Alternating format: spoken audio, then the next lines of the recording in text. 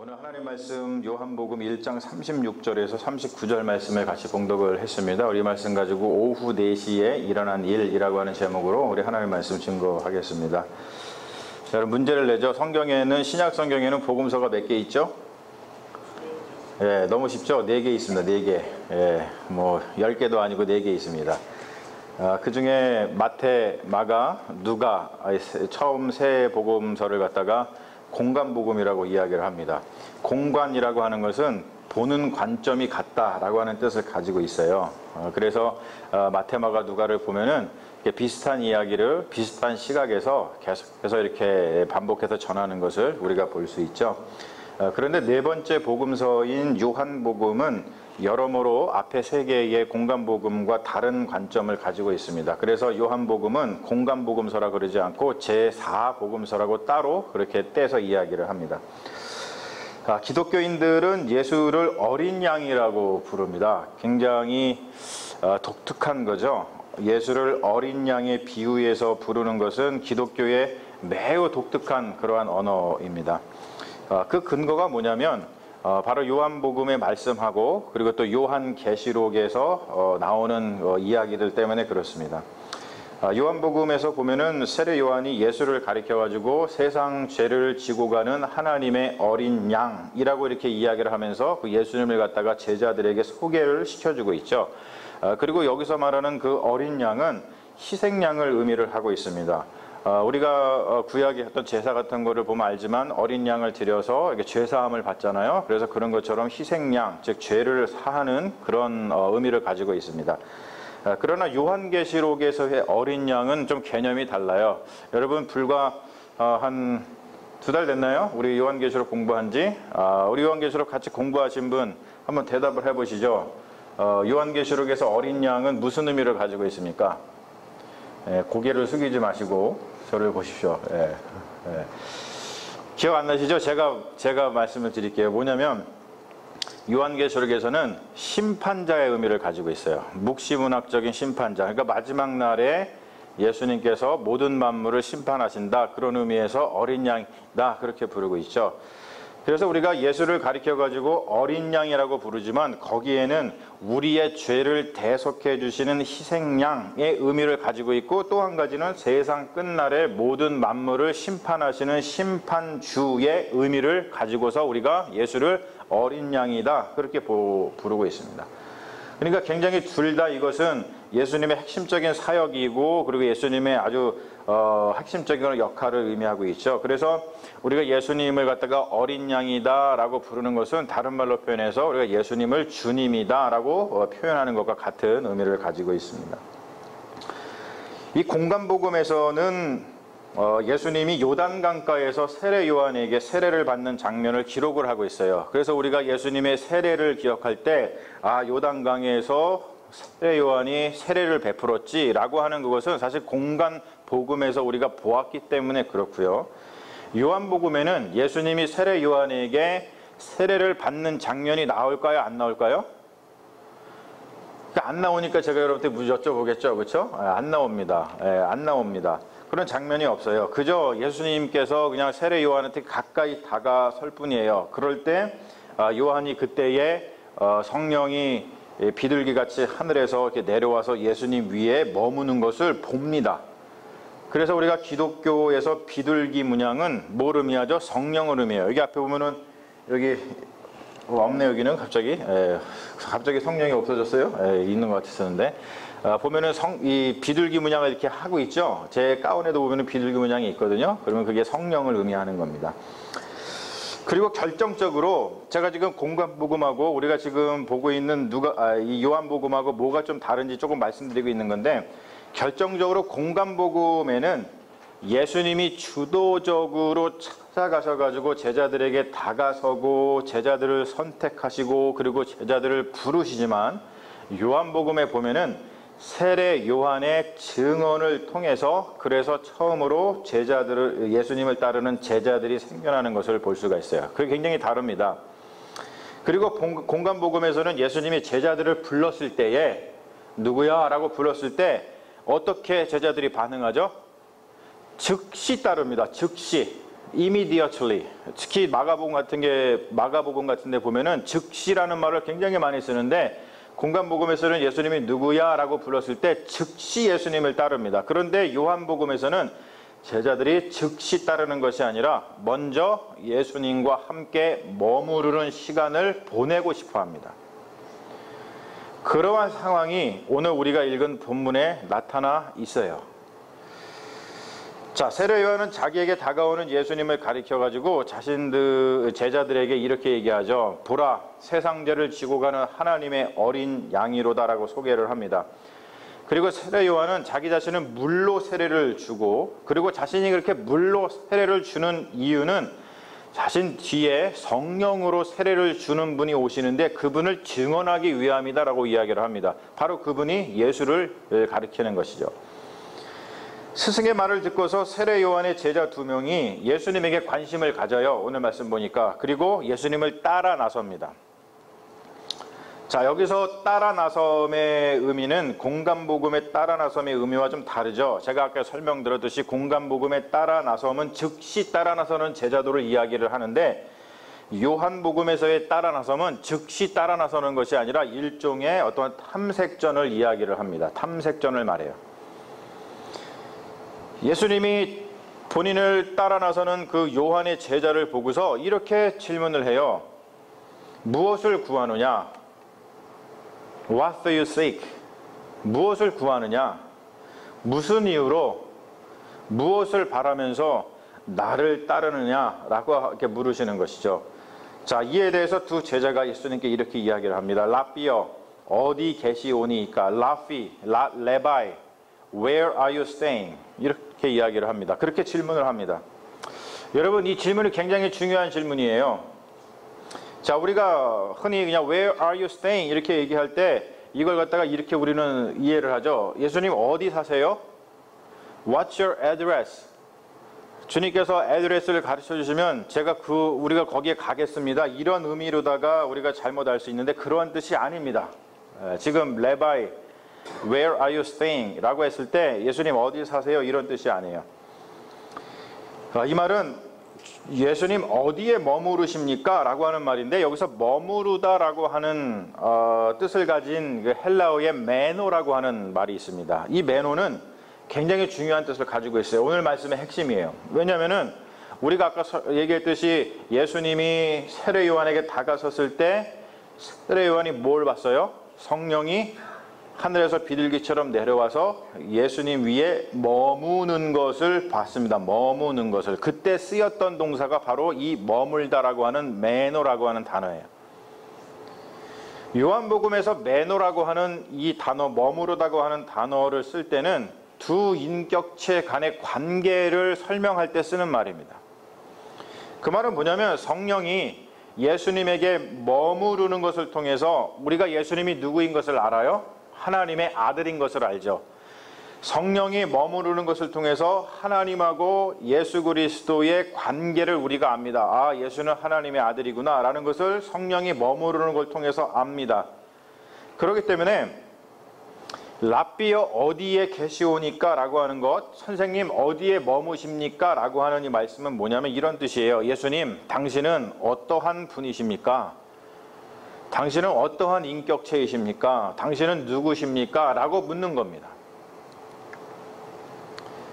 자신들의 스승 세례 요한을 통해서 소개받은 예수님을 만나서 선생님, 당신은 어떠한 분이십니까? 라는 질문을 던진 두 제자는 예수님의 초대를 받죠. 뭐라고 초대를 받냐면 와서 보아라. 너희가 나를 알고 싶느냐? 내가 누구인지를 알고 싶느냐? 그러면 와서 보아라. 그 초대에 응한 두 제자는 그날 예수님과 함께 거합니다. 여기에서도 바로 머무르다, 메노라고 하는 단어가 쓰이고 있어요. 성령이 예수님 위에 머물 때도 메노라는 단어가 쓰이고, 두 제자가 예수님이 어떠한 분이신가를 물을 때에도 메노, 머무르다라는 말이 쓰이고, 그리고 예수님의 초청에 응한 두 제자가 예수님과 함께 거했다라고 할 때도 모두 메노라고 하는 머무르다라고 하는 단어가 쓰입니다. 여러분, 이런 것을 통해서 지금 관계가 형성이 되고 있고, 그리고 인격이 드러나고 있고, 그리고 정체가 드러나는 것을 우리가 확인할 수 있다는 거예요. 자, 본문은 이러한 사건이 일어난 때가 10시쯤 되었다고 이야기를 하고 있어요. 그런데 여러분, 여기서 10시는 현재 우리가 쓰는 시간 개념이 아닙니다. 오늘 말씀 제목이 뭐예요? 10시에 일어난 일? 아니죠. 오후 4시에 일어난 일이에요. 그렇지 않아도 우리 집사님이 저한테 이런 얘기를 하셨어요. 뭐라 그러냐면은 이영애 집사님이 뭐라 그러셨냐면은, 목사님 이거 맞아요? 왜냐면은 성경에는 10시에 써 있는데 제목은 4시로다가 적혀 있으니까 확인을 하시더라고. 자, 왜 그러냐면은 성경에서 나오는 시간하고 우리가 쓰는 시간하고 좀 달라요. 그래서 성경에 나오는 시간을 지금 우리가 쓰는 시간으로 바꾸려고 하려면 어떻게 하면 되냐면 플러스 6를 하면 됩니다. 플러스 6을 하면 돼요. 자, 여러분, 제가 질문을 하나 할게요. 굉장히 중요한 질문입니다. 성경 상식. 우리 그리스도인들은 이거 다 알아야 돼요. 예수님은 몇 시에 십자가에서 운명을 하셨죠? 몇 시에? 성경에 나오는 대로 대답을 해보세요. 제 9시에. 그러니까 많은 분들이 제 9시에 예수님이 운명하셨다라는 성경 말씀을 듣고, 아, 예수님이 아침 9시에 돌아가셨구나, 이렇게 생각하시면 안 된다는 거죠. 자, 9시에다가 뭘 더하라고요? 6을 더하면 뭐예요? 9 더하기 6은 15. 15가 지금 우리 쓰는 말로다가 시간으로 몇 시예요? 오후 3시입니다. 여러분 잘 알고 계세요. 이거 모르면은 구원 못 받아요. 예수님 몇 시에 돌아가셨는지 알으셔야지 구원 받지. 예수님은 제 9시에, 즉 우리가 쓰는 시간으로 오후 3시에 돌아가셨다. 자, 그러면 오늘도 보면은 몇 시에? 10시라 그랬으니까 거기 6을 더하면 16이죠. 16은 우리가 쓰는 시간으로 오후 4시입니다. 오후 4시. 오후 4시. 자, 여러분, 오후 4시에 무슨 일이 벌어지나요? 요즘에 오후 4시쯤 되면 여러분들은 어떤 시간입니까? 어떤 분은 그러시더라고요. 낮잠 자는 시간이라고. 되게 우리가 그거를 직장 다니시는 분의 기준에 맞춰가지고 한번 생각을 해보세요. 오후 4시쯤 되면은 무슨 시간입니까? 퇴근 시간. 하루의 일과를 정리하고 집에 갈 준비를 하는 시간입니다. 오후 4시. 여러분, 게다가 유대인들의 시간 개념은 요즘하고 다르죠. 오후 4시가 되면은 오후 6시가 되면은 또 다른 하루의 시작이 됩니다. 그러니까 우리는 뭐 그냥 밤 새고서 아침에 일어나면 하루가 시작이 되지만 옛날 유대인들은요, 오후 6시부터 또 다른 하루를 시작을 했습니다. 그러니까 한번 생각해 보세요. 오후 4시라고 하는 시간은 뭐냐면 들어가서, 이제 집에 들어가서 가족들과 식사를 함께 하면서 이제 또 다른 하루를 맞이해야 할 정말로 중요한 시간입니다. 그러면 오후 4시에 어디 가야 돼요? 집에 가야죠. 그런데 두 제자는 집에 들어가지 않고 예수님과 머무르기로 선택을 합니다.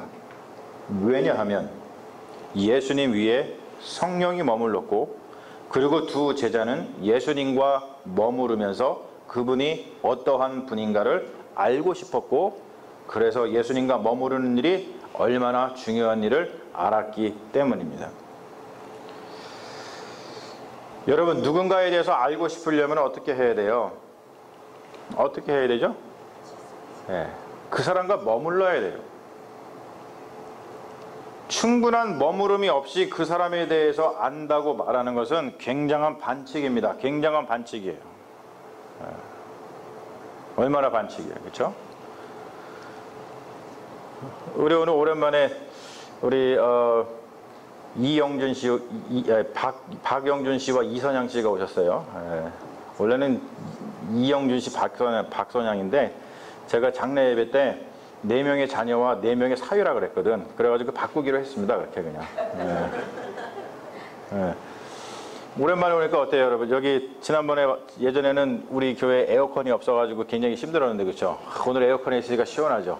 얼마나 시원해요, 그렇죠? 시원하게 예배드리잖아요, 지금. 누군가에 대해서 알고 싶으면 그 사람과 머물러야 돼요. 그렇죠? 계속 머물러야 됩니다. 충분한 머무름이 있어야 돼요. 여러분, 그렇듯이 우리가 예수 그리스도의 제자가 된다는 것은 다른 말로 표현해서 머무른다는 뜻입니다. 머무른다. 우리가 머무르고 있습니까? 영국의 시인 데이비드 존스라고 하는 분이 있는데, 그분이 하나님과의 관계에 대해서 아주 이런 중요한 말을 남겼어요. 뭐라 그랬냐면, 이분이 문명의 전환기에는 그분을 놓치기 쉽다라는 이야기를 했어요. 문명의 전환기에는 그분을 놓치기 쉽다. 여러분, 우리가 살고 있는 이 시대를 한번 생각해 보십시오. 우리는 거대한 문명의 전환기에 살고 있습니다. 특별히 과학기술의 발전로 인해서 우리의 삶의 형태가 정말로 하루가 다르게 변화가고 있어요. 하루가 다르게. 여러분, 핸드폰 바꾸기 힘드시죠? 어르신들 핸드폰 바꾸는 거 정말 힘들죠? 왜요? 새로운 핸드폰이면 6개월, 1년마다 나오는데 바꾸면은 또 다른 어떠한 기술을 따라잡느냐고 너무너무 힘들어요. 그래서 저도 핸드폰을 안 바꿔요. 네, 뭐 특별하게 고장나지 않으면 안 바꾸려고 그래요. 지금 벌써 4년째 쓰고 있어요. 너무나 변화 속도가 빠르니까 그것을 따라잡는 게 너무 힘들죠. 그 변화 속도가 너무나 빨라가지고요. 이 지구의 그 어느 생명체도 그 변화를 따라잡기를 굉장히 버거워하고 있습니다. 그래서 어떤 일까지 벌어지냐면 존재를 포기하는 생명체까지도 나타나고 있어요. 야, 너무나 세상이 빨리 변하니까 내가 따라잡을 수 없어. 야, 그냥 존재하는 걸 포기하자. 그래서 많은 생물체들이 멸종당하고 있습니다. 이러한 시대에 거대한 문명의 전환기에, 그래서 뭔가 따라잡는 게 너무나 힘들고 뭔가에 머무는 게 너무나 힘든 이러한 시대에 사랑하는 여러분, 오늘 말씀 속에서 오후 4시에 일어난 일에 대해서 우리가 한번 생각해 보자는 거예요. 세례 요한의 증언을 통해서 예수님을 만났던 두 제자는 오후 4시에 집에 갈 생각을 하기보다도 예수님이 어떠한 분인지를 알기 위해서 예수님과 머물기를 선택했습니다. 여러분, 하지만 우리는 어떠합니까? 우리는 지금 어떠한 선택을 하고 있습니까? 오후 4시 예수님과 머물러 있을 시간이 없다고 고개를 저으면서 우리가 집에 가기를 바빠합니까? 아니면 우리도 두 제자처럼 그분의 제자가 되고자 예수님이 어떠한 분인지를 알기 위해서 집에 가는 것을 포기하고 예수님과 머무르기로 결정했습니까?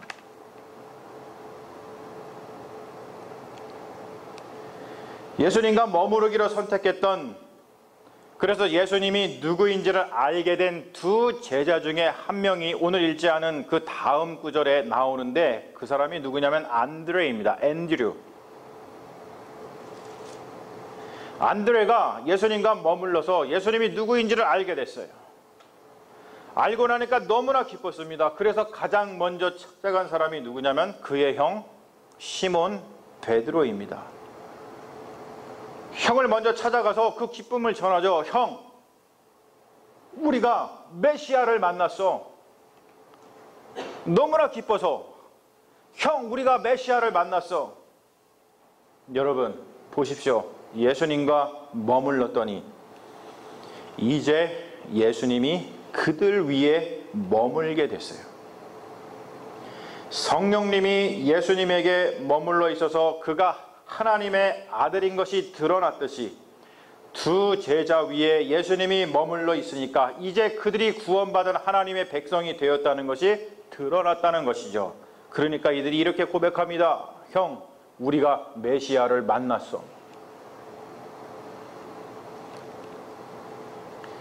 사랑하는 여러분, 우리는 지금 무엇과 머물러 있습니까?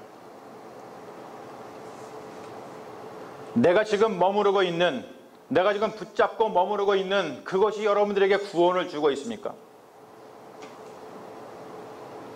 아마도 그것과 머무르다 보면 그것이 처음에는 구원을 좀 주는 것 같지만 여러분 느끼실 거예요. 시간이 지나면 지날수록 오히려 그것이 나의 생명을 해치고 있는 것을 여러분들 발견하실 거예요. 이 세상의 모든 것들이 그렇습니다. 그것이 생명을 주는 것 같지만 그것과 머물러 있을수록 그게 아니구나. 나의 생명이 오히려 해쳐지는구나.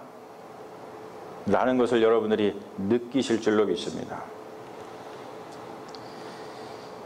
사랑하는 여러분, 어느 때까지 우리가 그 어리석은 일을 반복하려 하십니까? 이제 그만 오늘 우리가 목격한 오후 4시에 일어난 일을 본받아서 우리에게 구원을 주시는 예수 그리스도와 머무르기를 바라는 제자가 되시기를 주님의 이름으로 축원합니다.